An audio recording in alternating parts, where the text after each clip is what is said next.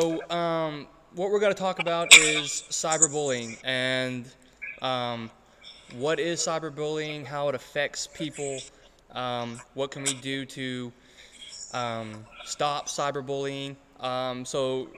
Real quick, I just want to go through the basics of what cyberbullying is. Obviously, it's bullying over using digital devices like cell phones, computers, tablets. It can occur over text message. It can occur um, on emails, but where it's occurring the most today and what we're going to touch on as we go forward is on social media. Technology is continuing to grow, and the social media platforms are just growing. There's more and more people on there.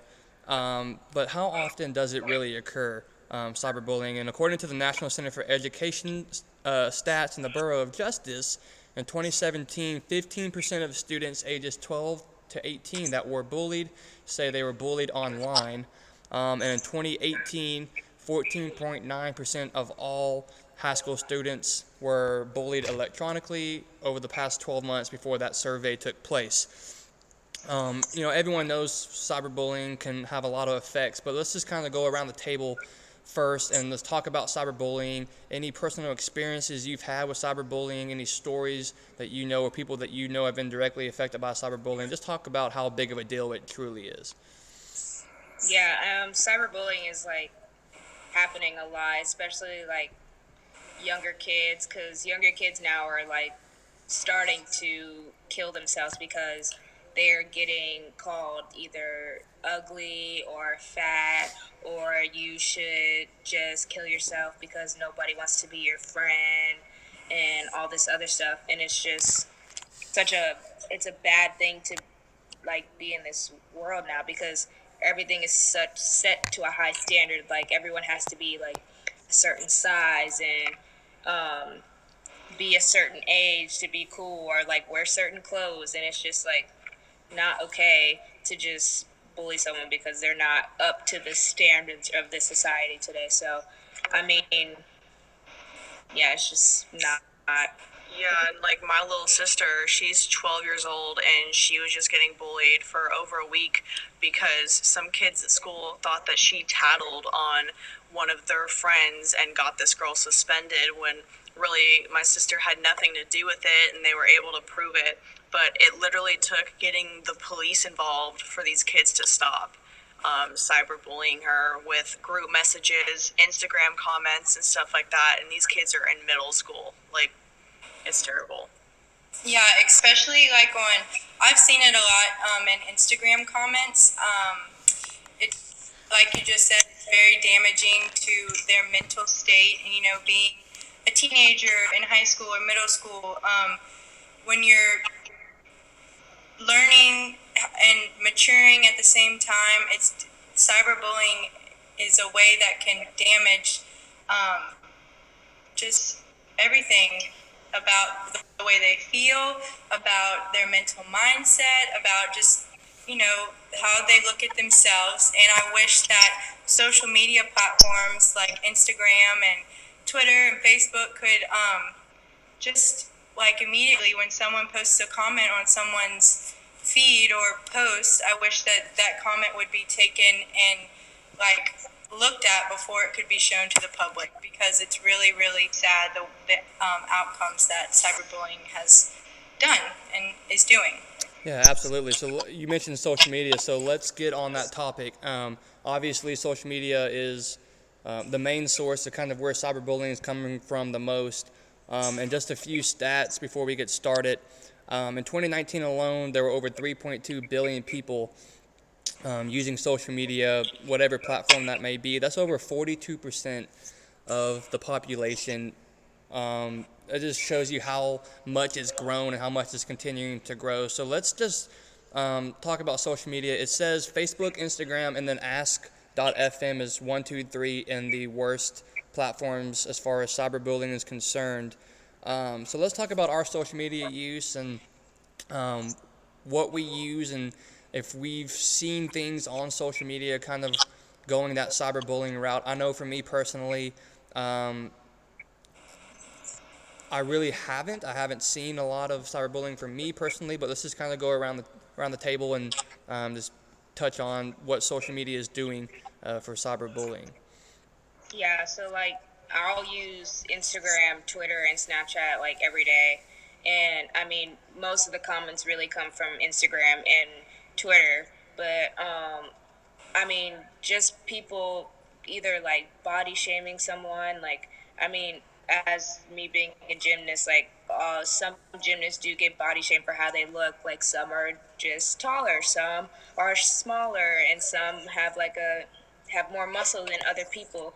And it's just like some people just body shame just because like that person doesn't look like the typical gymnast, like the skinny, like doesn't really show any muscle, like lengthy type of girl. And it's like not everyone is like that. And it's just sad to see that people are just telling these people, oh, you look fat, you probably need to be on a diet, like in the comments. And it's just like you don't even know the circumstance of this person. Like this person is probably doing great with how this person looks, and you're just gonna mess up their mentality and think that they're fat, and then it turns into an eating disorder, which is not good for anyone, and especially in the sport world where you actually need to eat to be able to perform at your best.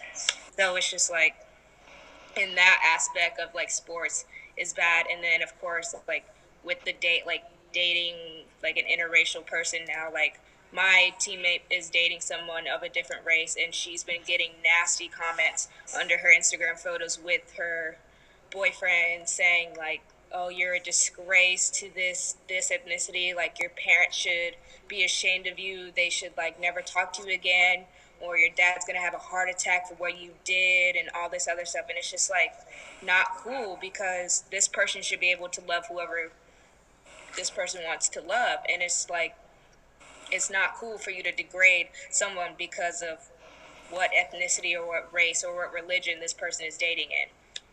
Yeah, for me, like the one thing about social media is it gives everybody the ability to, express. It should give everybody the ability to express themselves the way they wish through photos, through videos, through posts. Just sharing, trying to share their life, and with their acquaintances and friends, and sometimes the greater public.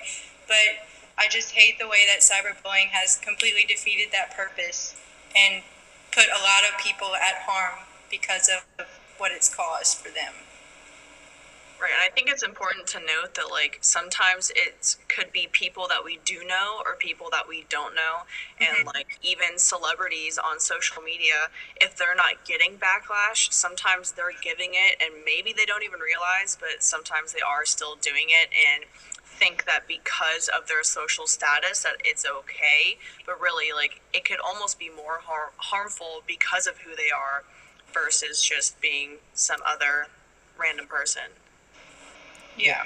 Yeah, absolutely. Do you think, from your personal experience, have you guys ever fallen into that trap of trying to look a certain way or seem a certain way on social media to up what people think about you? Have you guys fallen into that trap?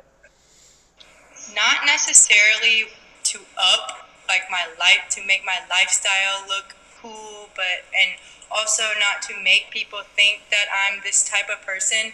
But yeah, definitely. Like when me and my friends went to Cabo last year for spring break, we wanted to take really cool pictures of us in Cabo, and to post on Instagram and just to show that we were having a fun time.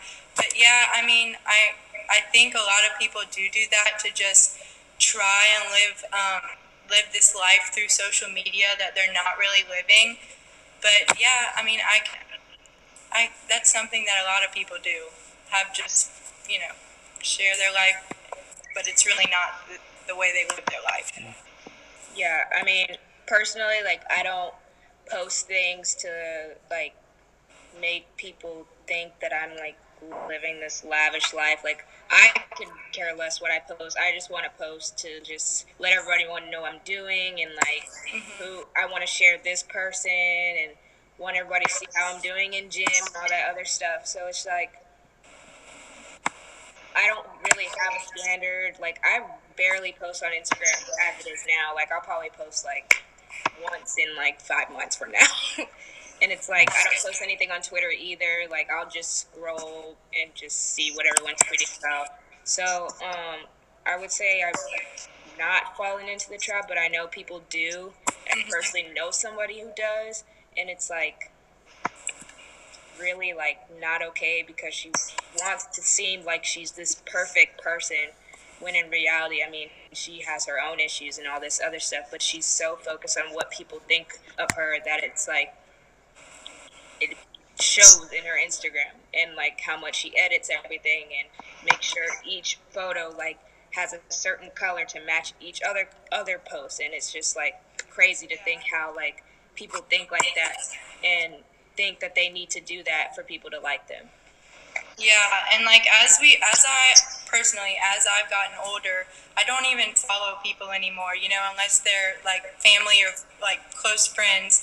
I follow things that I'm genuinely interested in, like interior design or stuff along those lines. I don't even look at Instagram to look at people's photos anymore. I look to find new ideas and, you know, expand my ideas. Yeah, that's good. So I mean, it's obvious to see right now that we act. Cyberbullying can make you act a different way online. It can affect how you feel personally offline. You know, so what we want to do is we want to start um, campaigning for this to stop. And what we've kind of come up with is the hashtag LogOff. And Elizabeth, you can kind of touch on the what the hashtag means and what we're trying to do with that hashtag a little more. Right.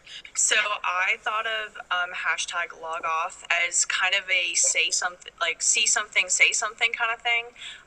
To Instagram and Twitter are very known for hashtags. In fact, instead of just following like people or certain pages, you can actually follow a hashtag itself.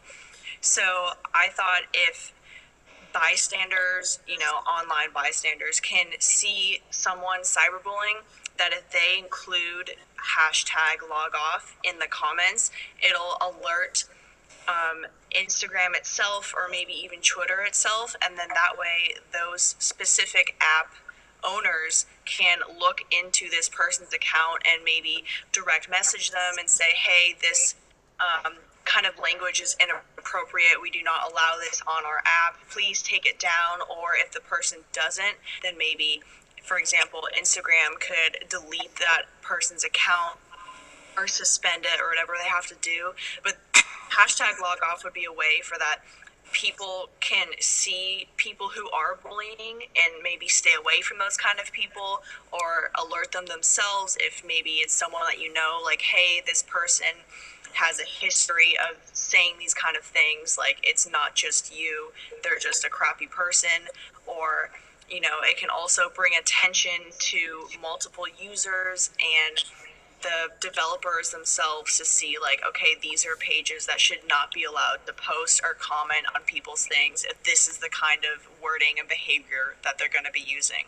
So That's good. And I know, Anne, you are kind of going to touch on a little bit what we want to do with Facebook as well, as far as kind of building that community over there. So, Yeah, so I was thinking we could do something just to bring awareness to our campaign, hashtag LogOff, and just bring awareness to cyberbullying as a whole.